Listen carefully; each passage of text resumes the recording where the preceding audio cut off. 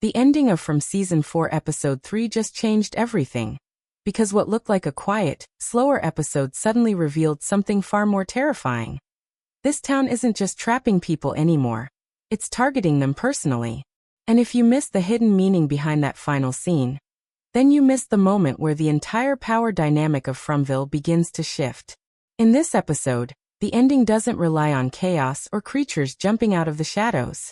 Instead, it builds something far more disturbing, psychological fear. And at the center of it all is Boyd. Now, throughout the episode, we see Boyd slowly being weighed down by everything that's happened to him. The guilt, the responsibility, and most importantly, Abby. His nightmare at the beginning isn't just there to remind us of his past, it's a warning. Because by the time we reach the ending, that nightmare doesn't feel like a memory anymore. It feels like something that's bleeding into reality. When Boyd goes to Abby's grave, it's supposed to be a moment of reflection, maybe even closure. But instead, it turns into one of the most chilling moments in the entire episode. Abby's arm reaching out from the ground and grabbing him isn't just a shock moment, it's symbolic. It tells us that Boyd cannot escape his past, and more importantly, it suggests that the town is now using that past against him. This is where things get darker. Because up until now we've seen the town manipulate situations, control outcomes, and trap people physically. But this is different. This is personal. It's targeted. It's almost like the town understands Boyd's weaknesses and is actively using them to break him down piece by piece. And that raises a much bigger question. How much control does Boyd actually have anymore?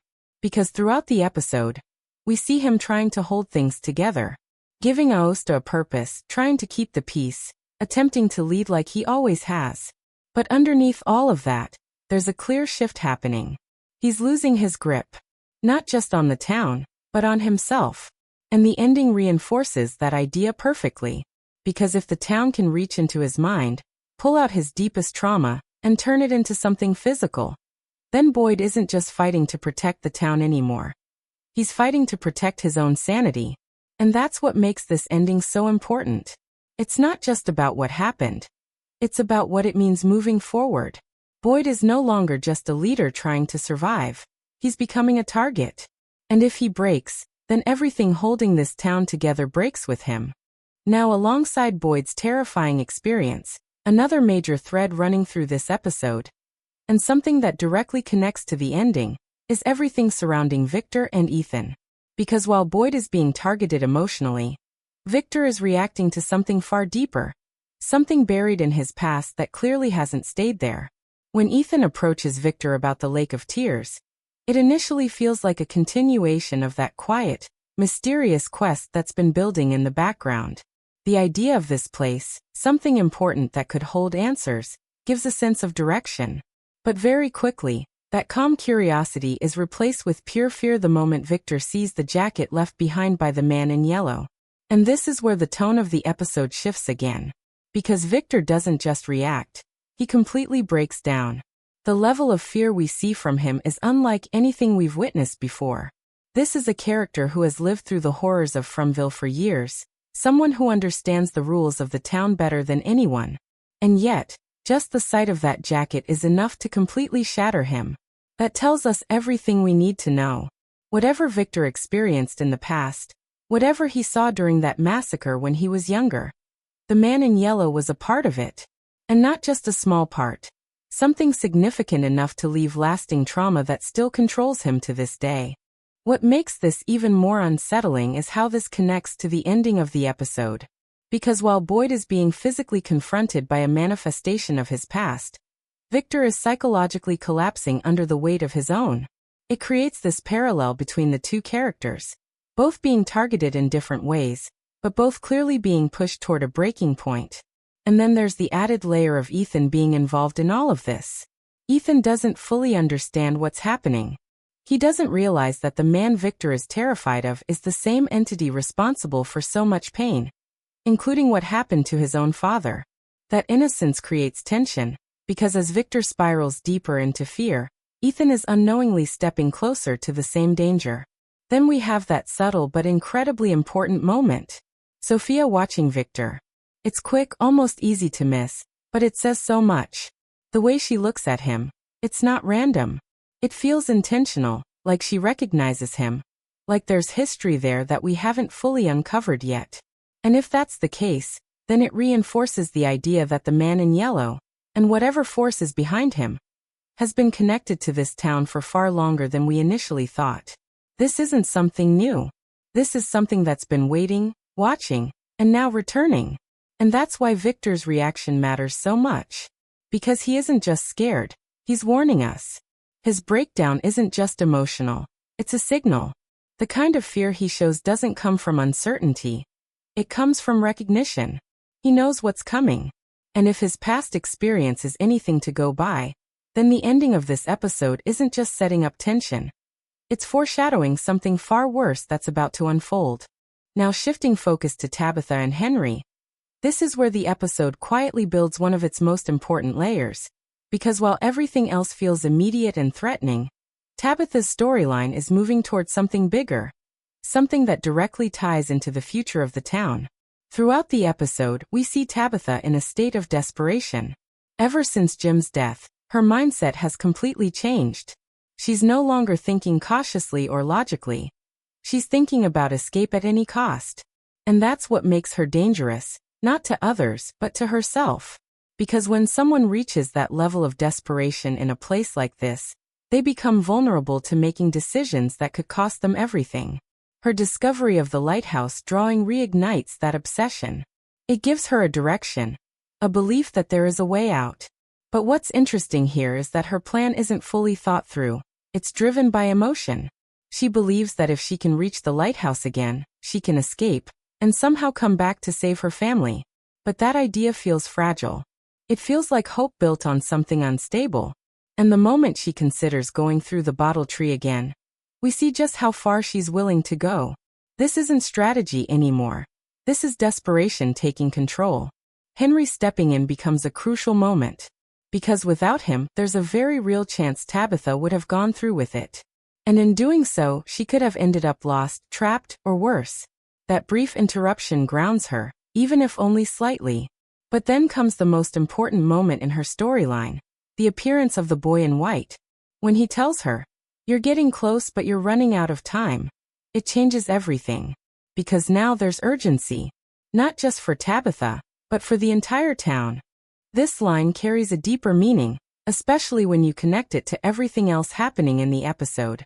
The return of the man in yellow, Victor's reaction, Boyd being targeted. It all starts to feel like part of a larger pattern. Almost like events are moving towards something inevitable. The idea of running out of time suggests that whatever cycle this town operates on is nearing its next phase. And if we think back to what happened in the past, the massacre that shaped Victor's life, it starts to feel like history might be repeating itself. There's also a growing sense that the man in yellow doesn't just appear randomly. There's a process, a pattern. He arrives, observes, manipulates, and then something catastrophic follows. And if that's true, then Tabitha being close might not just be about escape. It might be about uncovering the truth behind that cycle. But the problem is, she's running out of time to figure it out before things spiral out of control. At the same time, Jade's storyline adds another layer to this. His frustration, his need for answers, and his decision to experiment with the mushrooms all point towards someone trying to break through the limitations of the town's reality. While it might seem like a small detail, it could end up being significant. Because if the town operates on perception, memory, and manipulation, then altering the mind could reveal something hidden beneath the surface. And if Jade does gain clarity, he might become one of the few people capable of understanding what's really going on. All of this builds toward a larger picture. One where Tabitha is chasing escape, Jade is chasing truth, and time is working against both of them. And when you connect that back to the ending of the episode, it reinforces the idea that everything is accelerating. The quiet moments, the slower pacing, it's all setting the stage. Because once that time runs out, whatever comes next isn't going to be slow, it's going to be devastating. Now when it comes to Fatima and what's happening around her, this is where the episode starts to feel a little more unsettling in a different way. Because her storyline doesn't just feel strange, it feels off. Like something isn't quite right beneath the surface, and we're only seeing small pieces of a much darker picture. Throughout this episode, her interactions with Elgin seem calm on the outside, almost like things are returning to normal between them after everything that happened. But when you really look at it closely, there's a tension there that hasn't gone away. It's just been buried. And that moment where she asks him for help, that's where things start to raise questions. Because we never actually get a clear answer on what she needs. Instead, what we see is Elgin bringing in dirt from outside. And that detail might seem small at first, but when you connect it to what we've seen before, it becomes much more disturbing. This isn't the first time we've seen Fatima connected to something unnatural. Back when she was pregnant with one of the creatures, her behavior changed in ways that didn't make sense, eating rotten food, dirt, things that no normal person would even consider. So now, seeing dirt being brought to her again, it immediately brings that memory back. And it raises a serious question. Is that influence still there? Because if it is, then Fatima might not fully be in control of herself. And that's where things get dangerous. Not in an obvious way, but in a slow, creeping way where something builds without anyone realizing it until it's too late. Her trip to the rage room, where she's smashing up the cars and releasing her anger, almost feels like a distraction on the surface. Like a way to make it seem like her storyline is just about emotional release. But underneath that, it feels like something else is happening. Something internal. Something she doesn't fully understand yet. And then there's Ellis. His presence in this episode feels minimal, almost like he's drifting without purpose. But that in itself might be intentional. Because if something is happening to Fatima again, then Ellis being unaware, or unable to help, creates a situation where things can spiral quietly. No resistance, no intervention. Just progression. And in a show like From, that's usually when the most dangerous developments occur. Now tying this into the broader picture of the episode, Fatima's storyline might seem disconnected from the main ending at first, but it actually fits into the same theme: loss of control. Boyd is losing control of his mind. Victor is losing control of his fear. Tabitha is losing control through desperation. And Fatima might be losing control of her own body. Each character is being pushed in a different way, but all toward the same outcome, breaking point. And that's what makes her storyline important. Even if it feels slower or more subtle right now. Because if there is something growing inside her again, whether it's physical or psychological, then it's only a matter of time before it reveals itself. And when it does, it won't just affect her, it will impact everyone around her. So while the ending of the episode gives us that shocking, immediate moment with Boyd, Fatima's arc feels like something that's building in the background, something quieter, but potentially just as dangerous. Because in this town, the biggest threats aren't always the ones you can see coming. Sometimes they're the ones that grow slowly, right in front of you.